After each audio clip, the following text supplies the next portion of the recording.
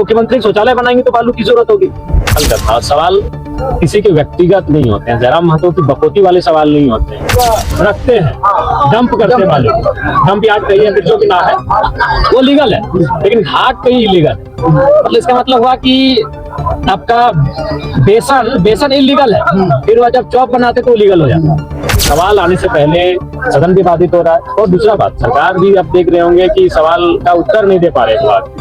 ध्यान आकर्षण का क्या उत्तर है, शून्यकाल का क्या उत्तर है, उत्तर तक नहीं दे पा रहे। दोस्तों, टाइगर जयराम के सवालों से सदन के अंदर सभी को कांटे की तरह चुभता है। क्यों? ये सवाल जयराम के बपौती थोड़ी है, ये सवाल जनता के हैं। दोस्तों, जयराम सदन के अंदर जैसे ही सवाल किया सभी के पसीने छूटने लगे। ये सरकार बालू माफियाओं पे इतना मेहरबान क्यों है? छात्र का स्कॉलरशिप अभी तक क्यों नहीं दिया गया? दोस्तों, टाइगर जयराम महतो ने क्या क्या कहा, पहले आप वीडियो देखिए।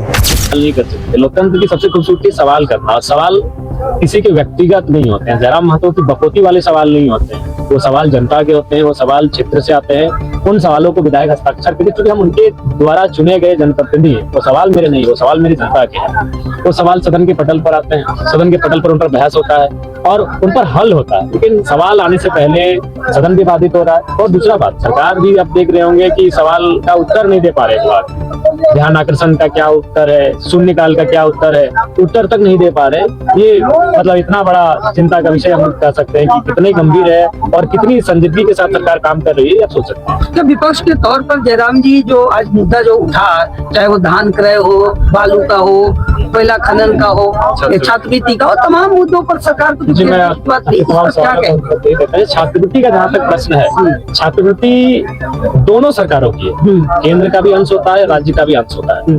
और जहाँ तक सूचनाएं बाहर आ रही है उसके अकॉर्डिंग अगर बात करें तो मैं भारतीय जनता पार्टी के जो सचेतक है उनसे मैं मिला।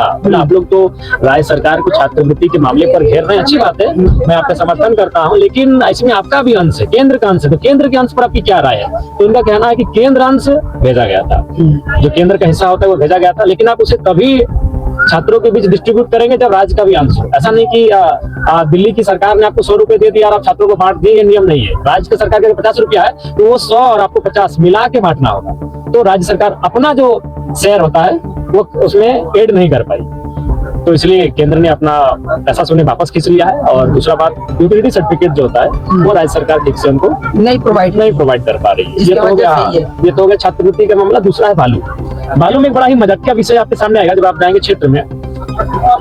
जो बालू जहाँ हम लोग रखते हैं, डंप करते हैं बालू, डंप यार्ड कहीं है जो कि ना है वो लीगल है, लेकिन घाट कहीं इलीगल। मतलब इसका मतलब हुआ कि आपका बेसन इलीगल है, फिर वह जब चौक बनाते तो लीगल हो जाता है। तो बालू अगर आप जहाँ जाके रखते हैं वो यार्ड लीगल, वो सही यार्ड है, बालू आप ला के रखे हैं ये ठीक है, लेकिन जहाँ से बालू उठा रहे हैं वो इलीगल है। इसलिए राज्य सरकार को सभी जितने भी राज्य में बालू घाट है उन पर उनको डिस्कशन करते हुए, विचार करते हुए सभी बालू घाटों की वैधानिक रूप से एक सिस्टमेटिक तौर पे बालू घाटों का संचालन किसी को सौंप दिया जाए, या तो नीलामी के माध्यम से, या तो कोऑपरेटिव सोसाइटी के माध्यम से, ग्राम सभा के माध्यम से, जो भी हो। बालू घाटों पर सरकार को इसलिए सोचना चाहिए कि बालू, मैं जहां तक मेरा अनुभव है, बालू ट्रैक्टर से चल रहा है, मैक्सिमम ट्रैक्टर से हो रहा है। तो ट्रैक्टर जो बच्चे नहीं कर सकते हमारे भाई, क्योंकि हमारी उम्र है, जो लोग जो गुजरात में काम करने गए हैं, जो महाराष्ट्र में काम करने गए और जो कमा के कुछ रुपए 10, 15, 20 लाख रुपए कमा के आए हैं घर, 5 साल 7 साल कमा के घर आए, तो वो करेंगे क्या? उनको लग रहा है वो ट्रैक्टर में पैसा फंसा रहे हैं। और जब पकड़ा जा रहा है बहुत, वो सीधे फोन करते हैं कि विधायक सुसाइड वाला फीलिंग हो रहा है कि क्या करें, हम 5 साल की मेहनत कमा के लाए थे, ट्रैक्टर में लगाए और बालू चलाए, जब्त हो रहा है और उन पर केस भी हो रहा है। तो ये नौबत ही क्यों आना? जब बालू की जरूरत सबको है, हमको है, मुख्यमंत्री को भी है। मुख्यमंत्री शौचालय बनाएंगे तो बालू की जरूरत होगी। निर्माण के बिना कोई हर कार्य अधूरा है, निर्माण होगा तभी विकास की चीजें आपको दिखेंगी। तो जब निर्माण का कार्य बालू से होता है तो बालू किसी भी रूप में इलीगल नहीं होना चाहिए, बालू को एकदम हर लीगल करना चाहिए, उसके लिए सरकार को कदम उठाना चाहिए। ये सबसे बड़ी समस्या है। यहाँ तक कोयला का विषय है, कोयला एक बहुत ही महत्वपूर्ण विषय है। और आज ये जो राज्य सरकार कह रही है कि हमारा खजाना खाली है, इसमें एक महत्वपूर्ण कारण आपका कोयला भी है। अगर कोयला का राजस्व ठीक से हम प्राप्त कर लें, अगर उस लक्ष्य को हम लोग ठीक से प्राप्त कर लें तो राज्य का खजाना भर जाएगा। आज हमें अगर मान के चलें, प्रतिदिन इस राज्य से 1000 गाड़ियां अवैध रूप से कोयला को लेकर निकल रही है। अगर एक गाड़ी में आप मान रहे हैं 50 टन के आसपास भी अगर कोयला होगा तो सोच के देखिए कि 1000 गाड़ियों में कितना होगा।